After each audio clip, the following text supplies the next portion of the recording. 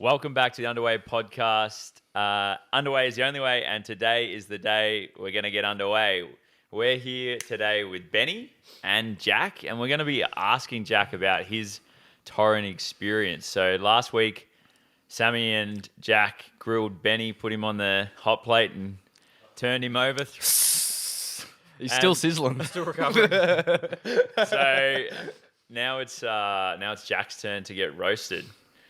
So Benny, I believe, has got some intimate questions, but I guess Intimate. What are you going to ask me?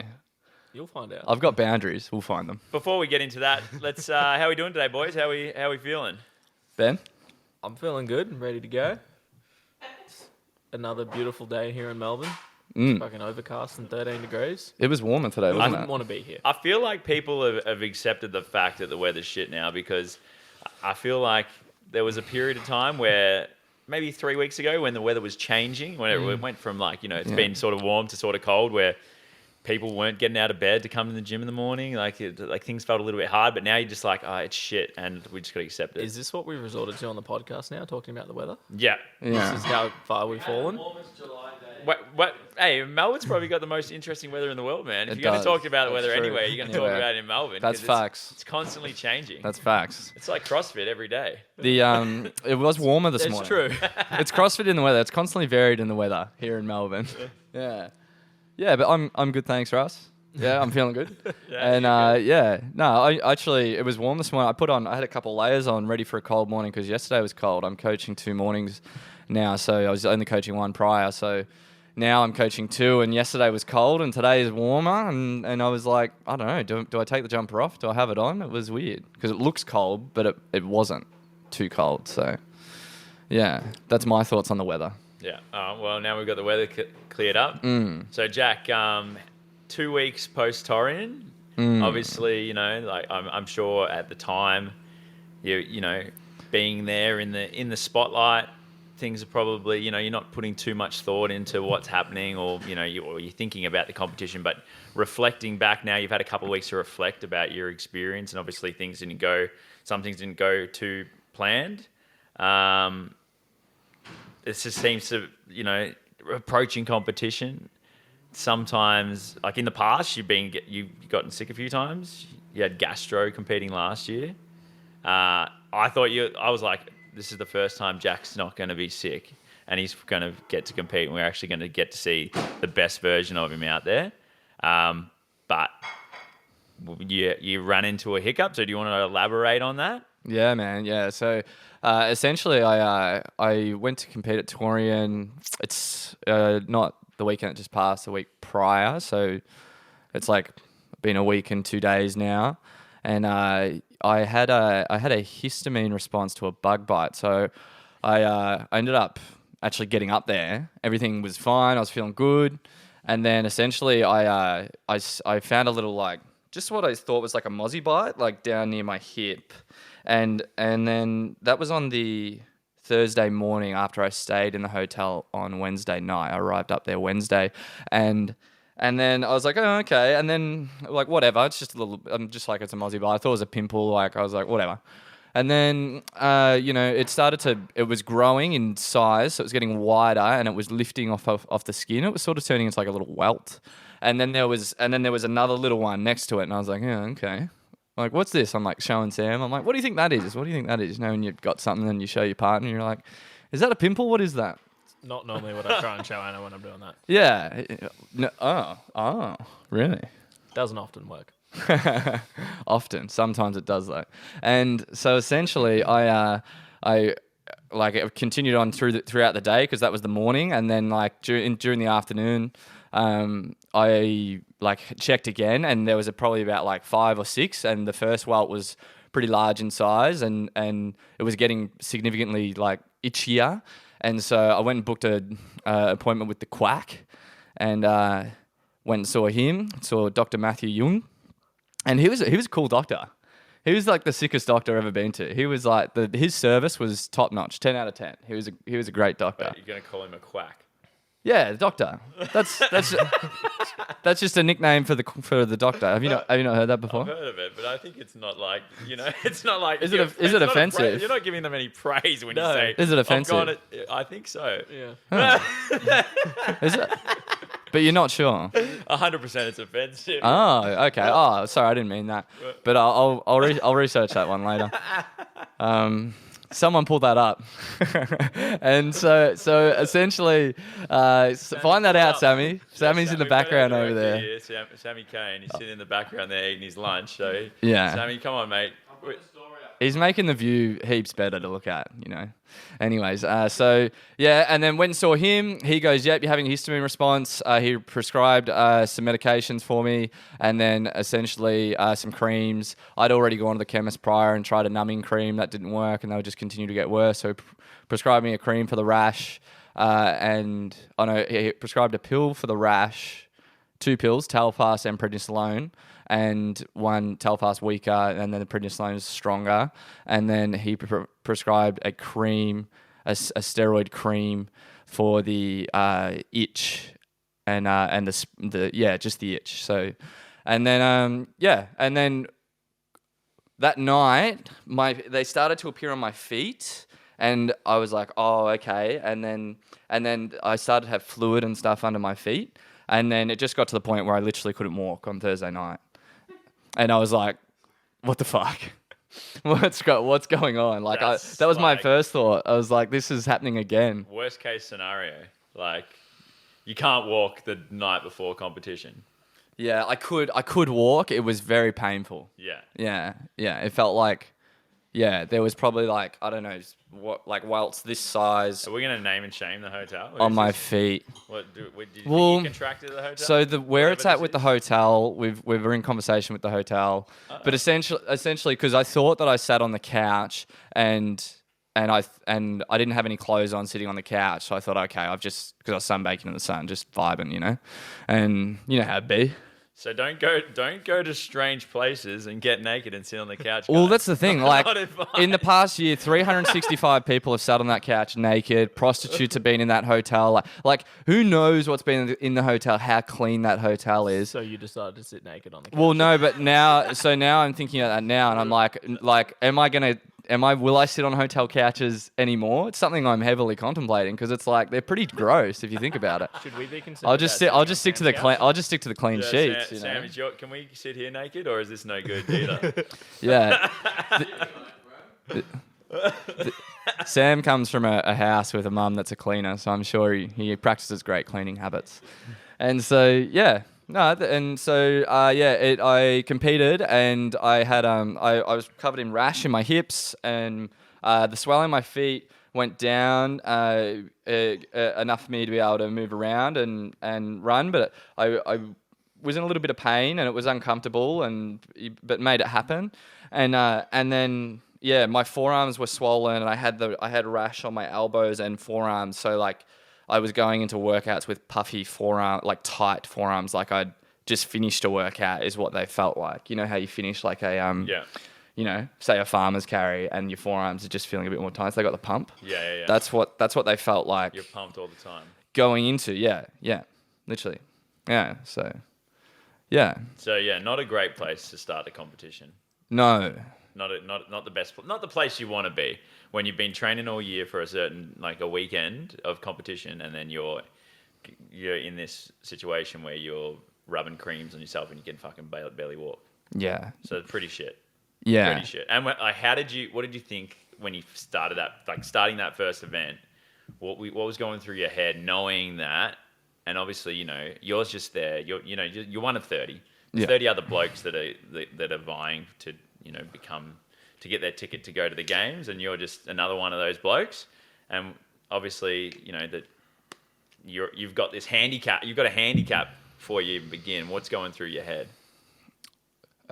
So honestly, once I started warming up, and once I really even walked into Torian, it was kind of like once I left the hotel, once I left that room, like when you go back to the room, it was like, that was sort of like the place where I could chill, relax. But once I left my hotel room, it was like, nah, I'm on, this is business.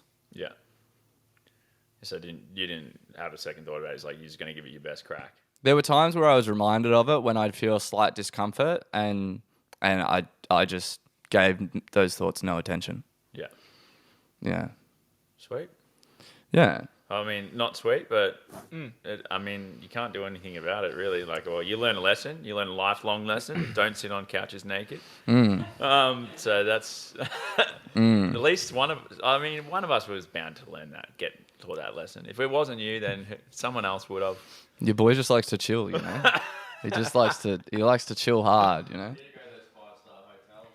Yeah. We're actually looking at lining up the Novotel for Down Under, and the room looks clean, which is nice. So you're going to test it out. It was clean until he got here. Well, I'm thinking of a bit of a progressive overload in the way that we've just hit that one, and so now we'll go and we'll up the level of the hotel, and we'll sit on that couch naked, and we'll see what happens. Couch hopping. Yeah. Just talk to us about your lead up, because I know last year Torian caused a few changes in your training to happen. Big one was changing from training programs. So how's that been? Yeah. My lead up has been great. I was actually stoked with my lead up, and the catalyst for that lead up, or for some big differing factors in my lead up this year, were the changes I made last year, moving from Star Strength to Unified. I was working with Luke Starr, and he's an amazing coach. Luke Starr's an absolute weapon. I've worked for him for a few years, and I developed a great relationship with him, and still maintain one. And I just decided that I'd actually. It more so came from a place of me starting to fall out of love with the sport, and so I wanted to get around a group of people where I could find that love and joy again. That was definitely a big part of it. And for me, like, having an in-person coach, being in an environment that I'm not responsible for, and where I can just show up and put that athlete cap on, was a big reason why I changed. And so I did that in about, I think it was November, even earlier, October last year. And prior to Down Under, like, when we did Down Under together, I was training in Unified. So yeah, my lead up was great. It was stellar. It was heaps of fun. Yeah. It was like, what did we do? Like, I think it was like a 12-week block. It was pretty cardio intensive, or CrossFit Metcon intensive, and yeah, just went in and got after it all day. There's things I'd like to work on, and I had heaps of fun. How do you find the environment there? Because obviously, like, I look at it this way, like, you go from underway, you're like the big fish in the little pond, and then you go on a train at Frankston where you've got Jay and Maddie, who are multiple-time games athletes. You've got Robs, who's a perennial games athlete. Like, what's it like training in that environment where you've gone from being the big fish to the little fish? You need to learn how to chase. So you need to learn to be able to lose, and take that on in almost every single session. And you also need to learn how to chase someone that's moving faster than you, but not let it throw your pacing out. So yeah, in terms of my individual pacing, it's really improved, and I've really gotten in touch with how I need to approach workouts, because I found that there was a level of complacency that I'd find in my sessions where I would just finish the workout as fast as I could to finish in front of my training partners. And I didn't win the workouts all the time, and I wasn't complacent all the time, but sometimes that would be the issue. And so I found that chasing that person has been really good, because now, like, when I go to Torian and I need to chase people, and when I lose workouts, my training is specific to that and it crosses over. And so for me, like, they're just two examples of things that I receive from training in that environment. Yeah. Cool. So just one more question on that is that you touched on it really briefly. I think people would want to know is you talked about briefly losing the love of the sport. Yeah. After Torian last year. Yeah. And I think, like, a lot of athletes can probably relate to that who've been doing it for a while. But sort of, why did that happen? What was the process you went through to now you look like at Torian, even though things weren't going your way, you're having a really good time. Yeah. Which is really good to see. So, like, what's that sort of process involved in that? Yeah, man. Yeah, I think it comes down to my personal development. Yeah, and just where I was at, and the things that I've trying to be wanting to grow myself and do myself and improve within myself. And I think that, now having someone that's older, a coach that's 37 years old, he's what was the word you used before? I liked that word. Perennial. What is it? Perennial, I think. Oh, perennial. I think it's like multiple year return. I don't know. I might Google check that. Nice. Sammy, It's just go a on, big man, word. get Hey, on the- perennial. It doesn't matter We need you, man. but perennial games athlete, 10-time games athlete, someone that's been there, experienced, done it, and is in the sport that I'm trying to progress to and go to. So I'm really learning from him on how to approach my journey and actually enjoy the journey. Yeah. Whereas prior, I was focusing more on trying to just compete and beat everyone and be the best and it was becoming about me and it becoming about this. I feel like a more egocentric based mission to just be the best.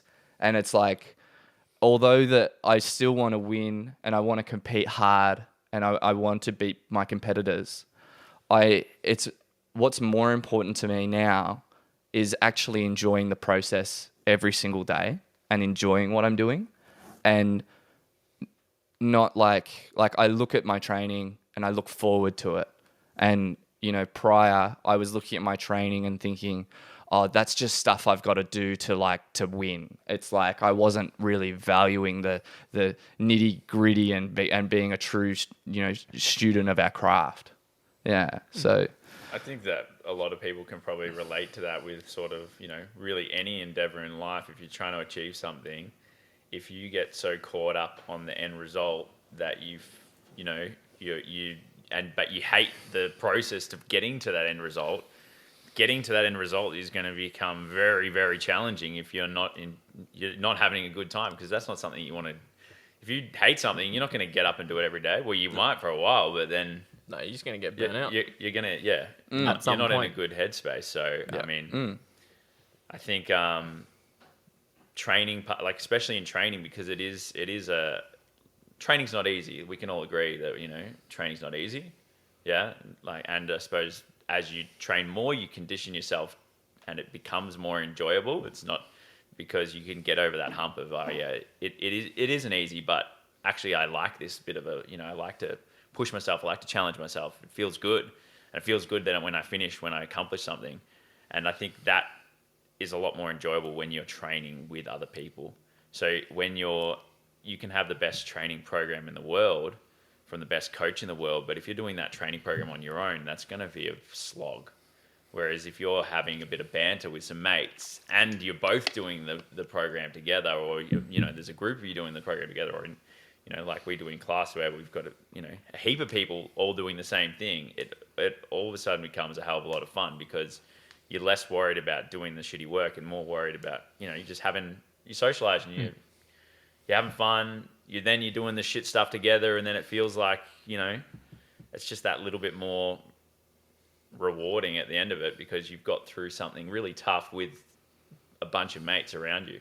yeah, 100%. So do you think that you training at Frankston, it's more like your part of it, the excitement for training is going to see going to train with Jay, but also like catch up with Jay, and is that like a good experience? And all your other training partners you've got down there, I guess you've probably come a lot closer with them over time, and they're like, oh, cool, I get to go leave this space where I do work and then go down to Frankston and then sort of like train with my mates. Yeah. Is that what it feels like? Yeah, man. Yeah, 100%. Yeah, for sure. Training with people is awesome. Yeah, I love it. It's it makes the process more enjoyable. Having people to share it with, and to look back on the memories that you're creating, and think about the people that you were involved with, and be able to share the memories with them, and even to just like in between sets have a laugh, have a bit of a joke, and to also be working on these things and grinding towards bettering yourselves together. Doing that process together is so rewarding, and yes, you said it's not easy. It's not, sitting on the couch is easy. Training's not easy.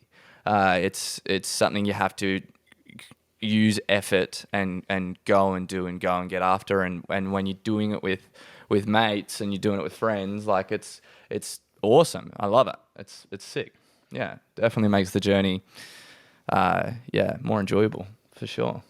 Yeah. Yeah. I think, yeah, if you can keep that passion alive, like really to become the best at anything, a lot of the, like you've just got, for a lot of people, you need to do it for a very long time. You're not getting good at CrossFit in 2 years. You know what I mean? You've got most CrossFit athletes have probably got, either they've been training for a very long, from a very young age, or they've been training from a very young age for a very long time, or they've just been training for a long time. You know what I mean? To get good at CrossFit, you've really got to have years and years of experience. And part of that is keeping it enjoyable. Keep showing up. I think particularly nowadays, like 10 years ago, you could probably make the games on 2 years of training. Yeah. Or 15 years ago. But I think nowadays, people come into CrossFit, they expect that to happen. But it's like, no, you're going to start and it's probably going to be 8 years of hard training where it's going to be a pretty single focus for you to even get close. And then you got to look at, like, there's teens that have been training since they were 12 and they're 18 now and they're lifting more than most of us, going faster than us. It's like, we got to catch up to them and they're younger than you and they're coming past and they're hungry. So it's just like, it's becoming a sport, I think, where you've got to be able to dedicate the time needed and put the years in to actually get really good, unless you're already at that level. And of course, as well, like for those younger guys, it's like, I mean, you've been doing it since you were really young. It's like having fun through that period so that you actually want to do it when you get there and not burning out like we've seen happen with Hayley Adams or Mal O'Brien and not giving into that pressure. Because it's like making that journey really fun and exciting and enjoyable, so I actually want to keep doing it. And I think, like you said, like the young competitors, the sport of CrossFit in the next 3-4 years is just, it is going to get that much harder, because the majority of the people who are competing at the games level, they didn't have backgrounds in CrossFit. They weren't training CrossFit from a young age. They were doing maybe weightlifting, maybe gymnastics, and then they've found CrossFit at a later age, but later stage in their life. But now people are starting CrossFit from when they're 10 years old, and they're doing the sport from when they're 10. It's going to be like watching, instead of like Matt Fraser dominate everyone, it's going to be like watching 40 Matt Frasers just dominate each other.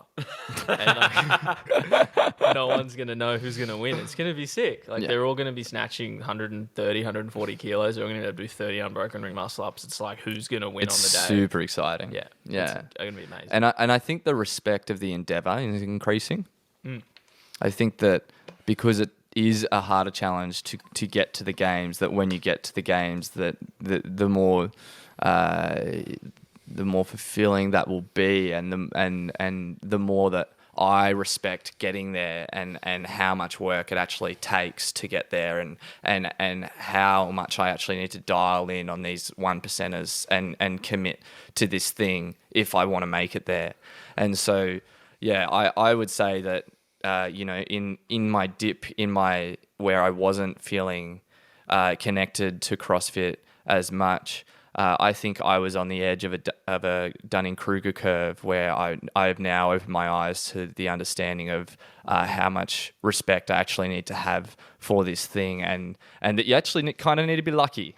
There a bit of luck is involved too, which is a lesson I've learned this year and even the past 3 years. I had gastro in 2021. I had a cold 2022, and I had a histamine response to a bug bite in 2023, and I haven't competed fully healthy yet. And so, I was sort of in my prep, like leading up, I was sort of saying a lot to Sam and even Ken's. I was like, luck, we can't rely on luck. Like we can't, because you say it all the time, good luck, like, oh, bad luck. Oh, we say it all the time. And I'm like, no, we create our own luck. Like, we need to be thinking this way. And although I still stand by that, I think that we do create we are in control of our actions, is more so what I was really meaning, So Mm. is that luck is involved. Yeah, there's a dice roll that happens. And and yeah, sometimes you're going to sit on a hotel couch and yeah, you're going to have you're going to have a circumstance like that occur. I get a question in my mind based on what you said is, do you think you can qualify for games? Yeah, 100%.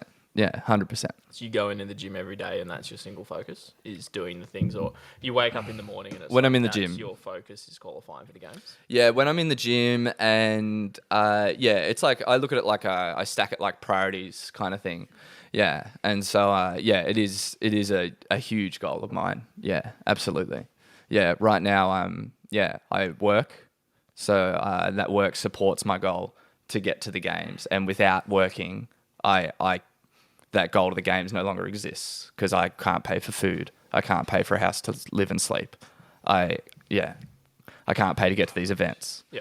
So I need to work. Also, when I work, like, I enjoy it, and when I do, again, like if it's a difference between like looking after my partner, like if she needs me, or going and seeing and if my family needs me, and training, I'm going to choose my partner, my family every single time. So same thing with my friends. Like if they need me, I'll be there. So, I understand that I have competing commitments, but it's pretty high and dry between like what my commitments are and in terms of my value system of like my plan on getting to the CrossFit Games and competing at the CrossFit Games, qualifying is very high on that list. Yeah. I've just thought of a question. Wait, am Welcome, Sam. I getting? Hey, am I getting Sammy. action? Yeah. No, I was just thinking of this last night. I was just thinking, obviously, the sport of CrossFit was quite new and it is getting older. And you guys just made the point about teenagers coming up and being brought up with CrossFit and so forth. I've just wondered if you guys have considered genetics ever being Definitely. something to think about, because at some point, there's going to be 1 million people that have brought up doing CrossFit, and then it's like, do you reckon height, body type, like you see people out there, they're freaking jacked. Like, do you reckon you can make it if you're not jacked? Just something I was thinking about last night. When do you reckon genetics comes into it? Yeah. Would you like me to answer that one? Sure. Anyway. Yeah. So essentially, genetics is ever present in the sport. And I think that if you're at the CrossFit Games, that you have some sort of genetic advantage that has allowed you to be there. At the end of the day, like, there's going to be things about your genetics that allow you to go and compete at that sport and compete that sport harder. But understand that it's only part of it. And I think that a huge part of it is your willingness to commit and your willingness to have passion or the amount of passion you have for that sport and for that endeavor. And so definitely I think genetics comes into it. I think you need genetics that assist you and are working for you. But I definitely think that it's more so about your ability to actually make that thing happen. What do you guys think? I'd agree with that. I think if you look at the games, like there's a pretty general body type that does pretty well. They're generally like 90 kilos and around 5'10". If you look at the stats, like there's an average. There's a few outliers of that, like a few shorter dudes and a few taller guys. Yeah. But and I think that we'll probably see more and more of that into the future. They'll sort of be morphing into this sort of individual because it's good at running, rowing, swimming, weightlifting. It's broad across all things. If you're too tall, you're going to suffer on some things. If you're too short, you're going to suffer on some things. There's a good little common ground. Yeah. But I definitely think that what is far more important is your desire and your drive to do it. At the end of the day, CrossFit's a pain sport. Yeah. The person that wins is the one that goes the fastest and deals with the most discomfort. If you're willing to do that and you enjoy doing that, you're going to do better than someone that's better genetically than you. It's not like necessarily weightlifting where I think they look at limb lengths and they look at this and that and they select these people out of thousands to like, you're going to be a world champion because you're just built better than this person. You've got better mechanical advantage. You're going to be a better weightlifter because of how you're built together. Obviously, there's outliers to that too, but I think with CrossFit, it's too varied. There's too many things that go into play, and it is the person that's willing to hurt the most. Yeah, and I mean, the difference between especially like now the competition's getting so fierce, like the difference between the winner and the person who comes 10th, you're talking about like a few % difference. You know what I mean? It's not like they're wildly different. It's not like one person's up here and the other person's down here. It's like they're just a little bit better, or they just don't suck at anything and they consistently do well. Yeah. So like CrossFit's also one of those things is you have one bad event. If you bomb one event, that is enough to put you out of the running a lot of the time. They said something about Medeiros the other day that he won event 6 at semis. That was his first event win across semi-finals or games in like 2 or 3 years. Wow. Something. or 2 years or something like that. Yeah. Like he won one event in the year that he won the games the first time, Yeah, that's sick. but he was so consistent across it all. And so what does that say to you? It's like, well, consistency. Yeah. Like it's CrossFit. It's constantly very like we're looking for who's going to do the best across all these sorts of things. We're not looking for someone that's really good at one thing. But it's interesting. It's just like he hasn't won that many events, but he's undoubtedly the best in the world at the moment. Right. And so consistent in terms of... Just performance across all different tests. Yeah, right. Like because he obviously he would have a high placing in every single other Yeah, I think event he he's was doing, but he's not coming first. He's not coming first, no. Right. So why isn't he coming first? I don't know. I haven't asked him. Right. Yeah. What do you think? I don't know. I think that I would just say, and this is speculating, but he works on his weaknesses. So like, I've got a strength. I'm going to make sure that strength is a top 3, top 5 finish.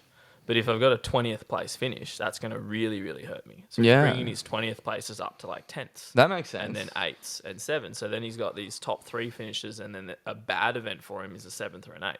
Yeah. And then he was just probably going to tighten those things up. So it's like he's more probably focused on winning the entire thing than just having little moments of glory, Yeah. Yeah. which is a really cool mindset, I think. Yeah. Yeah. It is. It's pretty But noble. Yeah, but like I said, I haven't asked him personally. So if anyone's got his number, I'll give him a call and I'll ask him. Sammy, can you get that for us? Lucas might have picked it up at Down Under. That's Man, true. Sam's yeah. a wizard on that social media, man. He'll get it, no worries. Yeah. He could finesse it. Actually, we did ask him at Down Under what his, like, have you got any advice for CrossFitters up and coming, like they want to do well? And his one bit of advice was he goes back to all his poor finishes. And he doesn't actually go like, what did I do? What were my good finishes? He's like, yeah, that's great. He goes, what is his bad finishes? What are the events that I lost on? Why did I lose? And I'm going to fix that thing. Right. So he looks at all this, whether he won an event or not. He's like, what are my bad finishes? What was the thing that cost me? I'm going to fix that thing now. Yeah. So he's got no weaknesses. Yeah. That was his advice to us. That's cool. Yeah. It's a good system. It is really good. Yeah. In terms of competition review. I mean, it's working for him. 100%. Yeah. I think like those things there, if you apply those and you're able to consistently apply those things that you just said, like you'd be so dangerous as him, assuming your genetics permit. Now, we're talking about Jack Clark, not Justin Madeira. So I got you on a good rabbit hole there. what was you're looking back at Torian? So we talked a bit about Thursday. You had a bit of a histamine response to some bug bites. We reflect back on that. We go, don't lie naked on couches. It's kind of feedback. I didn't tell a soul either until like Monday. Yeah, I remember Well, looking at you. I told my mum and We got there on Friday, Same. and it sort of you looked in and like said to one of the boys there, I'm like, Jack doesn't look too well, and I was like, sort of all makes sense now. But you kept it all under wraps, which is cool. Yeah. But Friday we had event one. there was speculation There was speculation something was going on. behind the scenes. We had event one, long event. How'd you go on that? The long one, The long one, the first event with the that was a journey. Sled pulls. I liked it. That was Liked it. good. How did I go on it? I think I placed 20th on it. And my time was about 20, I think it was 24:30. And I didn't run at the pace I would have liked to. I ran at like a 5-minute 5:30 pace. And then I made up for it on the sleds. I was actually not bad at the sleds. And I was the only athlete in the sun on the field. And We saw that. We just saw did you you guys getting notice that? We just saw you getting a tan. Yeah. I saw that. Well, Yeah, as soon as I realized it was in the sun, I was like, someone throwing me a pair of sunnies and ripped the shirt off. So, yeah, I took advantage. I think they actually said that on the live feed. Yeah. Something like that, yeah. They did. I watched back all my events, and yeah, that was something they mentioned. And I was like, well, someone closed the roof, but anyways, so didn't faze me.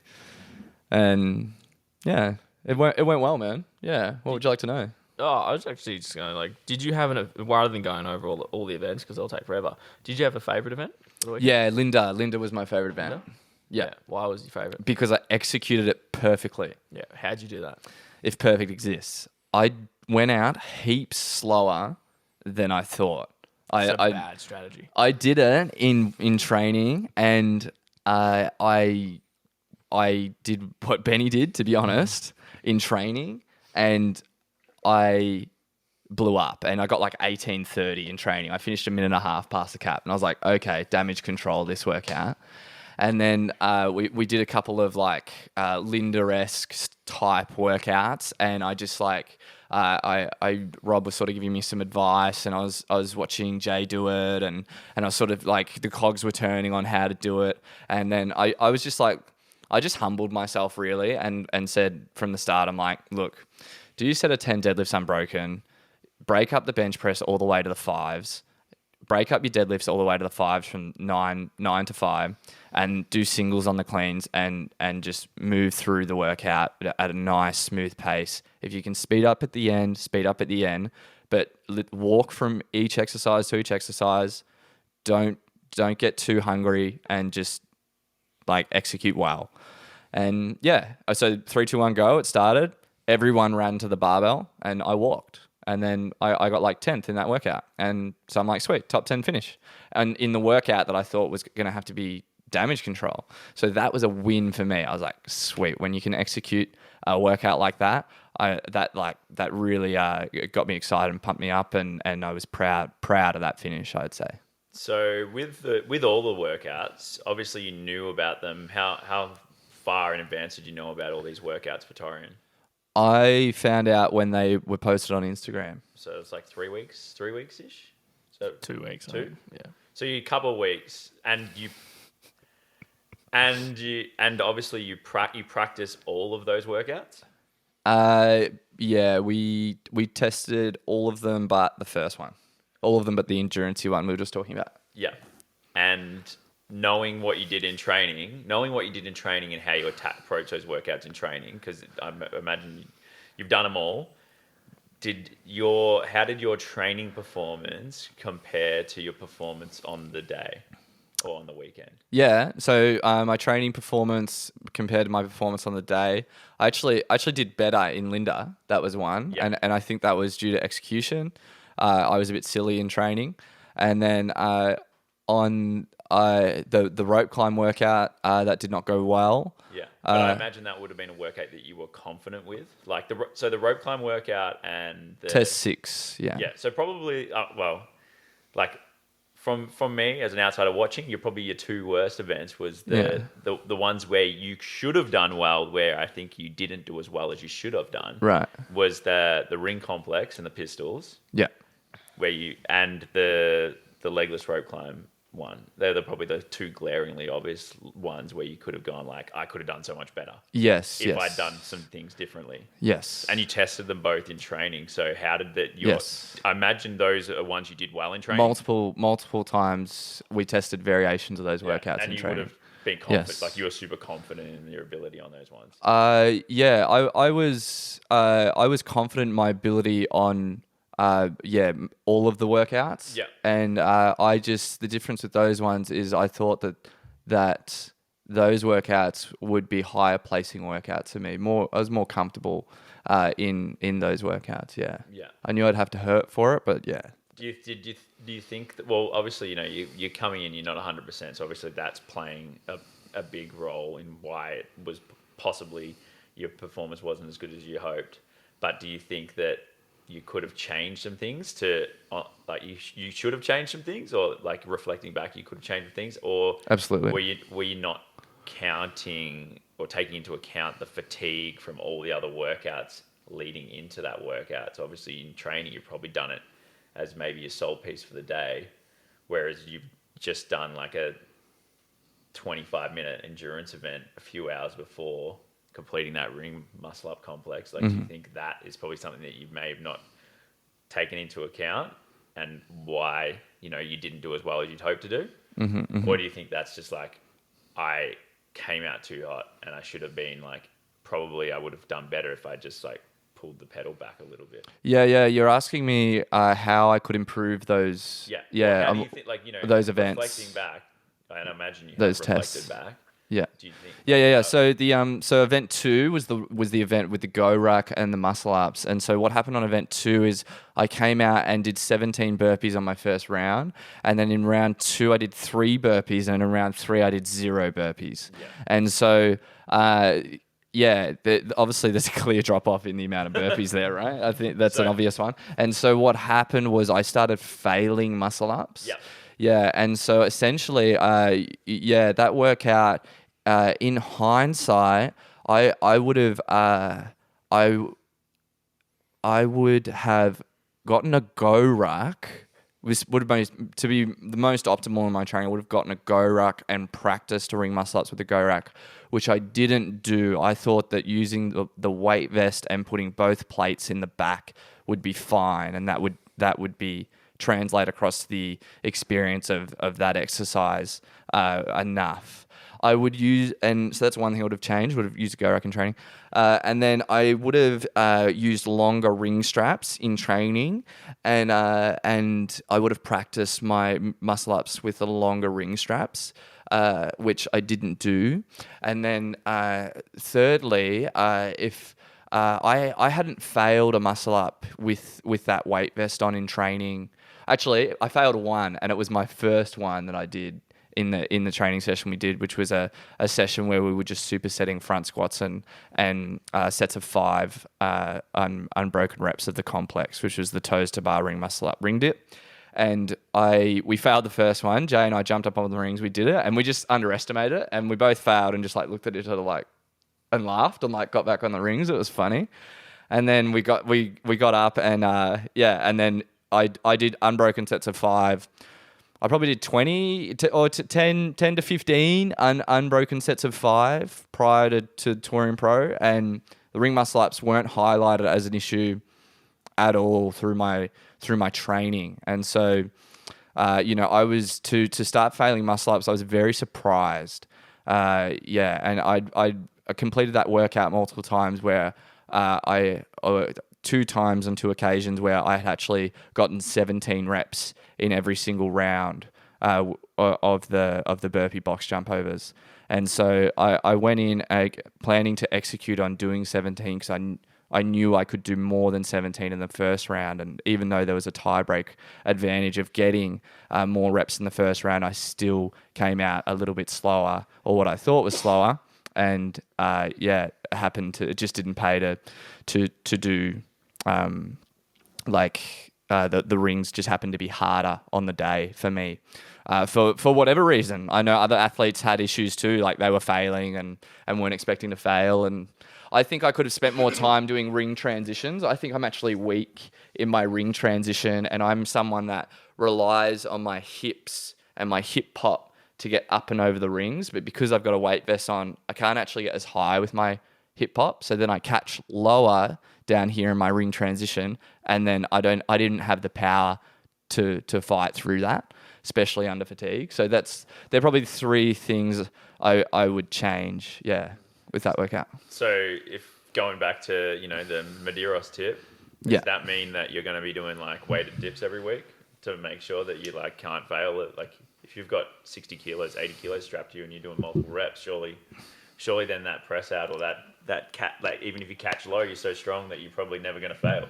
Is that something that you're going to be like, all right, that's on the cards? Yeah, so I think weighted dips would be a good strategy to improve that part of the workout. But I think more specifically, I need to get better in the transition of my muscle ups, and I need to do go ruck muscle ups. Yeah. Yeah.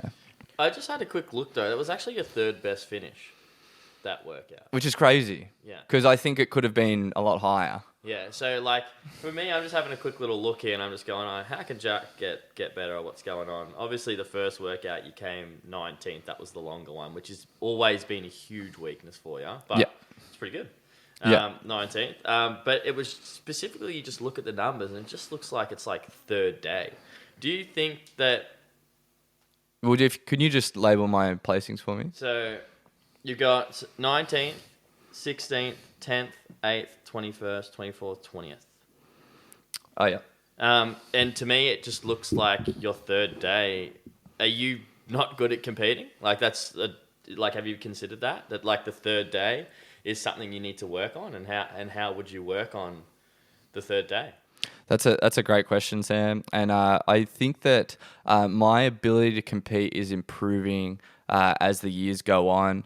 And I've never competed perfectly, and I don't know if anyone has. And I think that when I get to day 3 of competition, I felt the best mentally I'd ever felt compared to years previous. I know I tended to, like last year at Torian Pro, like we did the 1,000 meter row, 100 double under, 10 deadlifts at 180 kilo event.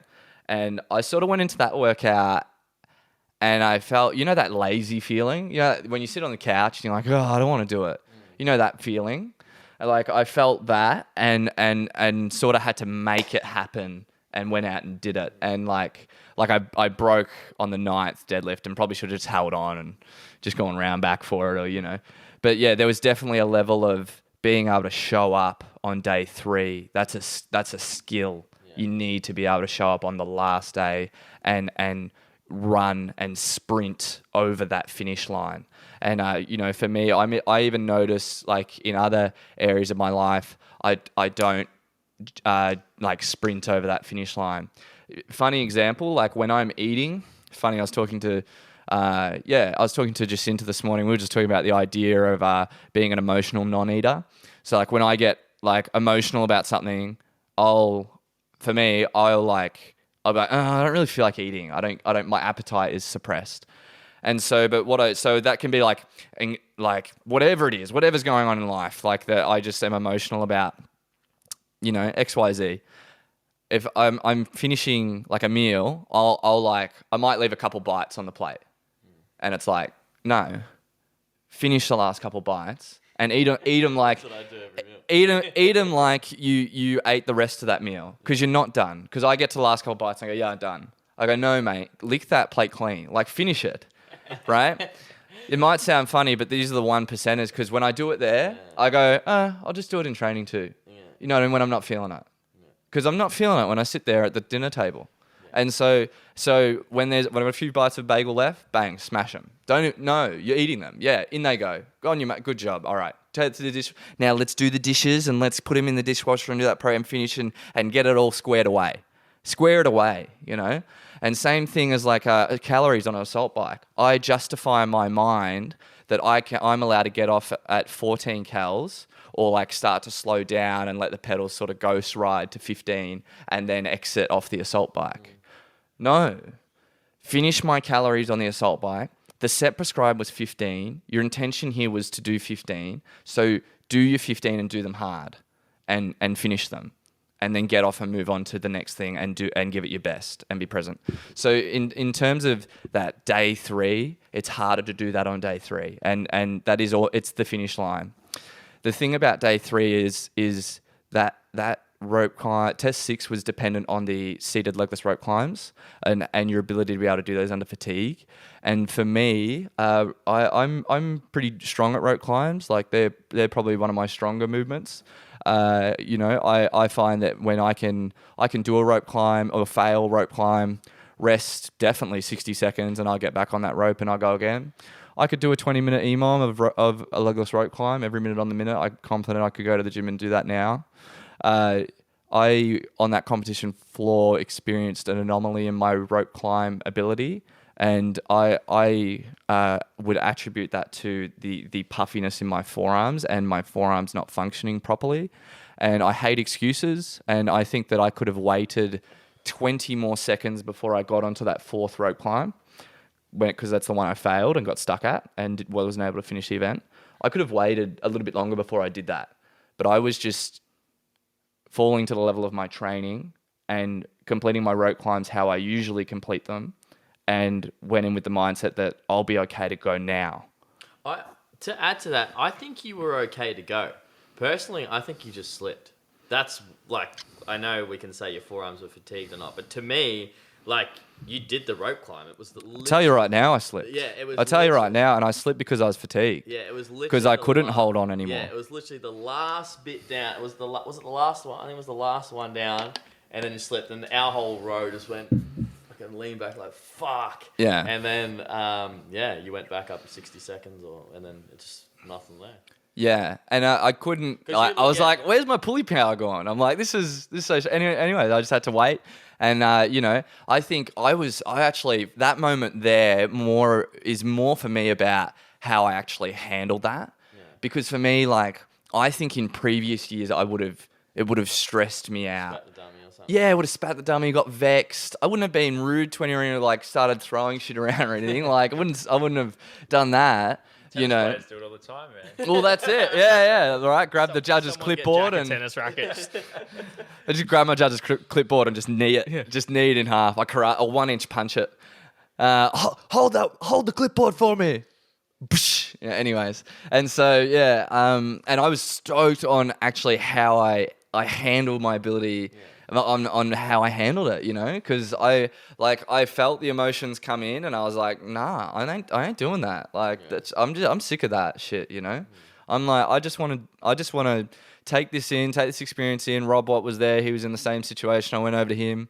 I gave him a fist bump. I'm like, be what it be, eh, bro? I'm like, you know, my arms ain't working either. I'm like, oh, well, that's a shame. And then like we're watching all the competitors move forward and they're going through the workout. They're finishing. They're pumped. I'm just standing with my judge. I'm like, you want to feel my biceps? I'm like, because I'm like, look, feel like my forearms are jacked. I can't. She's like, poke.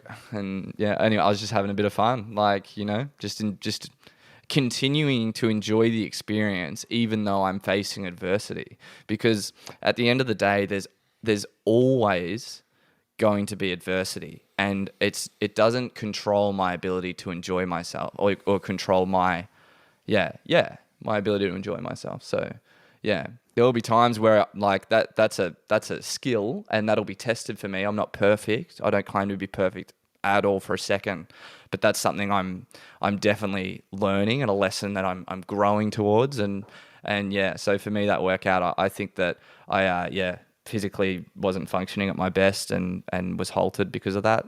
I also could have rested 20 seconds prior to doing that fourth attempt on the rope climb, and I think the workout would have gone very differently. Yeah, because you were at that point, you were probably like a minute ahead of everybody. Yeah, he I was. thought he was going to go set a bloody world record. Like, Yeah.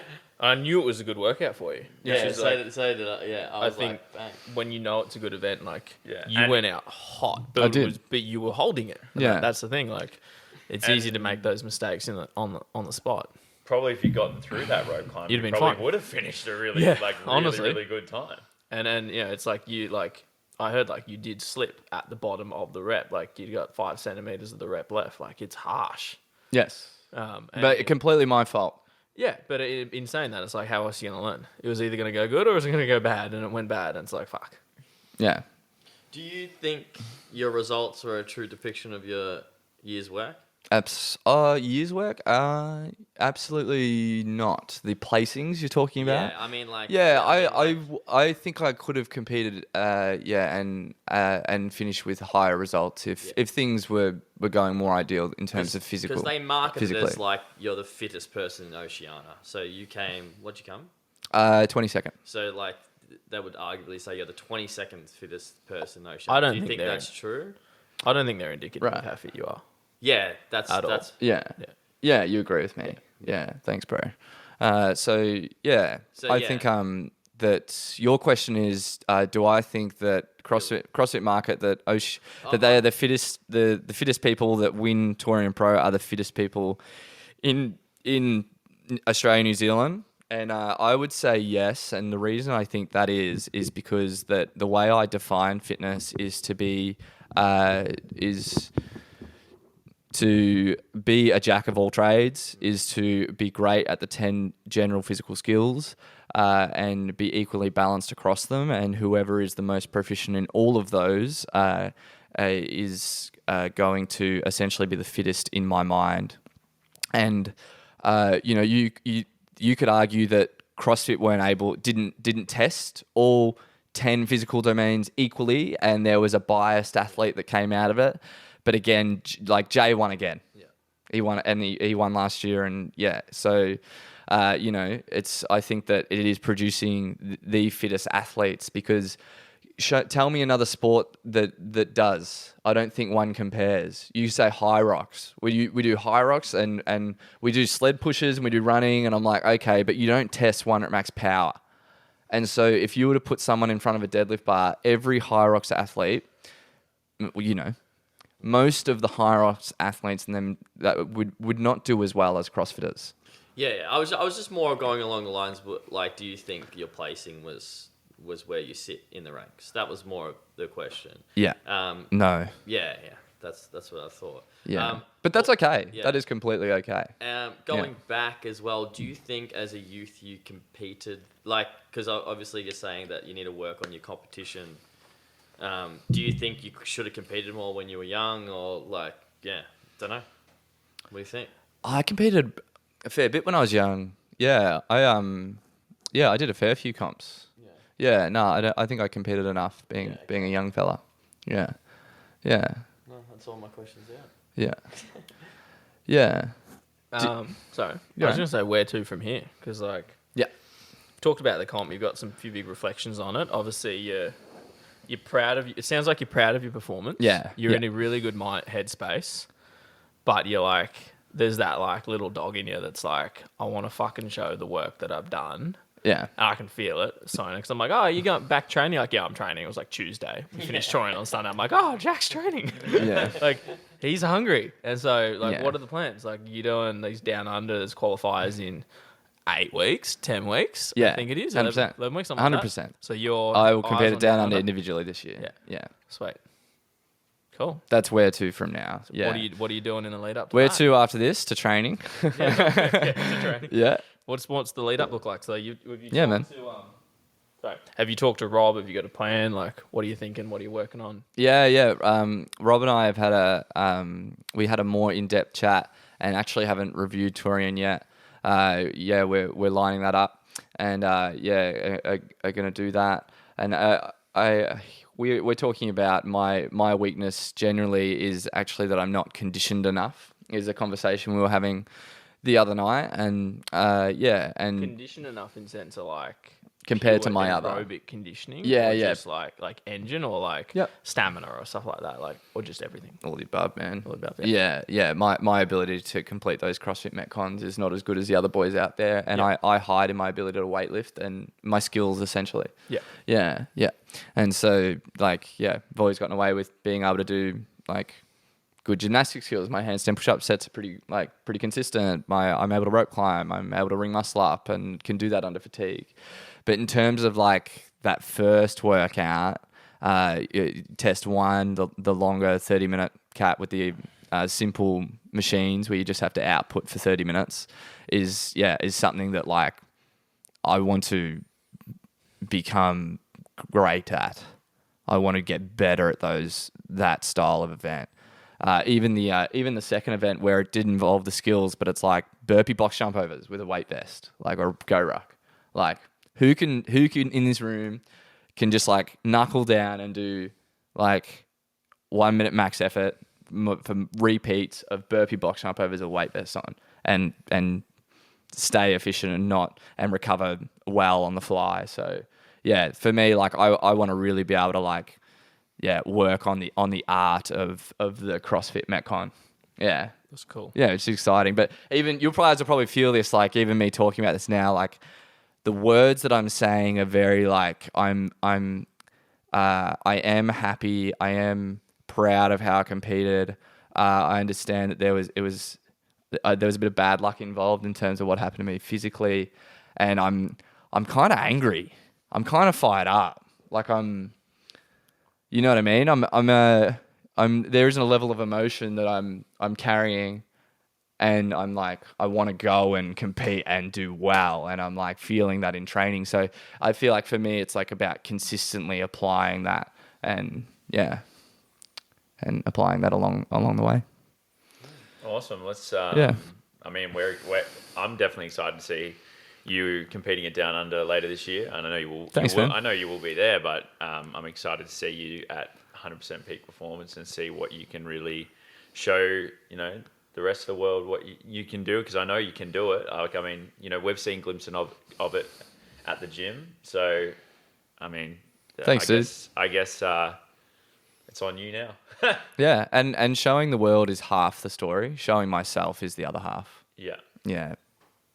I really want to show myself what I can do, and even though I didn't compete as well, I walked away from touring this year just like feeling great and proud because I was able to be resilient and able to walk away from that comp happy and look at the things and know that I have places to go, but be happy where I am and know where I need to improve on and just work on just my maturity as an athlete as I think developed this year and I know developed this year. So yeah, showing the world is half the thing and showing myself is the other half. I want to show me what I can do and I'm focused on me, you know? Yeah. It may never happen. I may never go to the CrossFit Games. I understand that. That's a reality. I get that. But for me, like the pursuit of the endeavor is, I'm loving it. So I'm going to keep chasing it. And it's just awesome. Yeah. Awesome. Sweet. You got any closing remarks? We've got some crowd questions. Oh yeah, crowd questions. Rapid fire. Hold on, let me just find it. If anyone's got a quick... I've got questions for you guys. It's not about that today. About my touring experience. What did you think of my touring experience? Yeah. How's the after party, man? Yeah, the after party was pretty lit. Yeah, it's pretty cool. Yeah. We rocked up a bit later. We went to dinner and then got there about 10. Yeah, it was a good vibe. The red lighting in there is full on It's pretty cool. at Fallon's. Yeah. Yeah, it's a Hell good of a vibe. spot. It is a hell of a spot. Yeah, it's pretty sick. Yeah, what did I have? I was drinking. I had a espresso martini at dinner. All I remember is you buying us a round of shots at like 2 a.m. in the morning. Man, I was trying to get away with just saying I had espresso martini at dinner. I did. Yeah, I bought a round of Fireball at I paid for half. At 2 a.m. Yeah, so Sammy and I, I keep claiming it. Sammy didn't buy it. It was just me. Jackson, I'm going to get shot. Sam, come with me, help me carry. Joe, he's like, oh, by the way, can you tap half of that? He's exaggerating. He's exaggerating the story. It was a team event, the shots. We went there in a pair. We came back with the shots. And then Jack walked him back out. So got the shot. We all drank them together. I held Sam on my shoulders. I danced with him on my shoulders, and then we reviewed our dance form on the big camera. Oh, my God. There was a big screen in this club, and it was like there was a big projector So you're screen, dancing here, and there was a camera on the dance floor, and so but you look in the screen, your back was turned to the camera, so like you Is it live? So you- Is it a bit delayed? yeah, it's a little bit delayed. It's like but only it's like 3 seconds. So you hit 3 seconds worth of dance moves, and then you turn around, you look, and you review it. And I was, Why we? Jack was doing. I was doing form review. And I was practicing like how good I could get my wiggly arms going, and yeah, that was pretty good. So I definitely improved my skill there in the wiggly arms. And it was good. We need one in the gym though. We need form review in the gym, yeah. Yeah, we need form review. We've got tripods now. Yeah, we got tripods. We've leveled up. now we just need the Kmart projector. Well, we got that TV sitting in the office, man. Yeah. Oh, there you go. Yeah, Sam's secondhand iPhone. Put it on a permanent camera setup on one of the tripods. HDMI converted over to the TV, and then put on form review. Over the snatch in the review spot though. Yeah. Where would we pick it? Well, no, you'd have it so it covers like 4 or 5, like 6 spots. You know what I mean? So you could go into the review zone, like the danger zone. There'd be more tape lines. Jack's wiggly arms will be better than ever. Yeah. Yeah. All right, so Yeah. we have found these questions. I think Russ, he has the mic, so he can ask. So, Mal wants to know, what would you do if you couldn't do CrossFit? What would you do? Yep. I'm thinking of the prefaces to this question. Wiggly arms. Wiggly arms. I would wiggle arm it up. I would. And I mean, Mal's a dance teacher, so you're going to join Dude, I reckon Mal's it'd be dance. she'd wiggle arm. bro. She'd wiggle arm with me. Oh, so a different sport? If I had to choose a different sport? What would you do? Weightlift? You couldn't do CrossFit. He can't even answer the Can't question. weightlift. I can't weightlift. I'd weightlift. I'd Olympic weightlift. Well, I'd Nah, snatch you and get clean too and jerk. bored. You get too bored. And I'd run on the side. Well, this says gymnastics as a warm-up. Yeah. I'd just do a few muscle ups to warm up my snatch, and Bro, you know. I reckon for sure you'd be back on the inline skates, man. Well, yeah. No, that's more of a hobby for me. I already bought a new set of skates, and I've Yeah, just but the question been is, skating you and- can't do CrossFit. CrossFit What doesn't are you exist. what are you going doing? pro at? like okay, what sport am I going pro at? Yeah, if I can't do Olympic weightlifting or any CrossFit related sport, Not even a sport. Like anything. Ah. You going to school? Or Oh, yeah. you doing marathons? What are you doing? You playing music? You singing? Oh, guitar. Interpreting. I would dance? love to sing. Singing would be awesome. That would be sick. I would love to sing. That would be nice. Yeah. So which one are you picking? Yeah, if I could be like as good at singing. You get to pick if you're good or not. No, if I could enjoy singing as much as I enjoy CrossFit, which I probably do already, then yeah, I'd just do that. Alright, he's a singer. Yeah. Jack's the fucking singer. Yeah. That's not the answer I expected, mind you. No, Yeah. him and Lucas already break out in bloody rap battles every 5 minutes when they're together. Oh, Yeah. he's back We on don't the stop. rapping. We don't stop. And Music is so much fun. well, you sort of spoke about your plans, but Michael Lovett wants to know what are your plans after now the competition window's closed. But it sounds like it hasn't closed because the Down Under's No, really not it's that. your competition window. Yeah. So when you're done competing, you're like, I'm done. I'm not competing again. Right. What are you doing? Singing. Yeah. Business? Surely we're going business mode. Yeah, go on business mode. Yeah, I become pretty hyper focused before Torian, especially in that 8-week lead up. So less of my focus goes towards the business, and yeah, I enjoy working on the gym and creating a glorious business. So yeah. Are you starting a band? Oh no, I won't start a band. I've been playing guitar more actually and singing. Oh, shit. I've learned "Hurt" by Johnny Cash. You know, it's like I hurt myself today to see if I still feel. You know that song? Yeah. So if I just go home and I just have a bit of a vent on the guitar after training because I'm like, I hurt myself. You know? Have you guys seen that Hangover clip when it's Mr. Chow and he's like, I hurt my. It's so funny. It's so funny. Anyways, he's in like a Mexican bar. And he's just singing it, and Alan's watching him. I don't know. Anyways, Also, can I confirm? I googled about the quack thing for doctors, and it's definitely an insult. it's insulting. Yeah. Ah, It's okay. saying that they're like pretenders or like a fake pretending to have knowledge. Okay. That they Yeah. don't actually have. Live and learn, man. Living and learning right now. So don't call Melbourne. Is Melbourne our doctor member? Yes, I call him Dr. Melbourne. Okay. Yeah. No, I treat him with respect. Yeah. He is a doctor. Don't call him a quack, man. Yeah. Are you done with the Did I questions? answer that Well, last I question? mean- I don't know. You said you're going to start a band. Oh, what do I do now that I'm not competing? this is- When you're done competing. When I'm done competing, we went out to the after party. Yeah, but No. I balance my focus to other areas of my life. Yeah. And I just continue to enjoy the ride. And George wants to know, will you and Benny do teams in the future? Yeah. Bro, They don't have to be on the same team. I'm open to I it. did teams with him once, and that was a lot. So Well, I mean, Yeah. Yeah, Ben made us late to the first event. It doesn't need to be, it doesn't, I was the reason we got to the first event. Thank you. it doesn't need to be teams at the semi-final level. That's- It could just be That's a bit final rich. All stars. That's a bit rich. Yeah, I don't know. I'd love to go team comp. at some point. I think it would Yeah. be fun. Underweight pairs It would be good competition. fun. Yeah, well, I think when I'm decided that I don't want to compete individually anymore, I'll go and send it in the teams. Oh, you are going teams. Yeah. Well, that's the answer to the other one. Yeah. Then after you teams, is it masters? Yeah. Yeah. I'll see you there, bro. Dead set's 10 years away. For him, it's 8. I'm going to be in the Nearly at 35. Masters. I'll Are you be- doing masters? Oh, fuck, I don't know about that. I'll do 35s for 2 years till you're on it, and I'm taking 3 years off. So every 2 years until you're in it, I'm taking 3 years off. He's that scared. I'm just going He to- knows I'm coming. I'm doing TRT for 3 years, cycling off, Yeah. going in. Bro, you'd be the size of a house, you do that. Look at you now. Be worth it. Wouldn't be running, Yeah, you but just we'd gotta be doing compete other once things. every 5 years. That's basically. it. Cycle on for 4, cycle off for 1. Yeah. Yeah. Is that politically correct?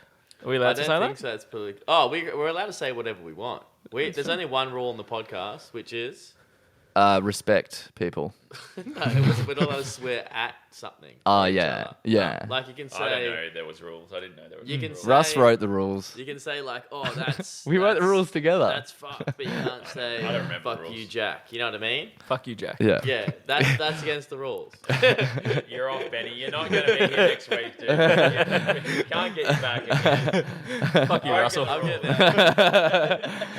there. Oh, well, that was... Yeah, thanks for sharing that with us, Jack. That was... That did not sound genuine at all. I'm gonna throw that out there. Yeah.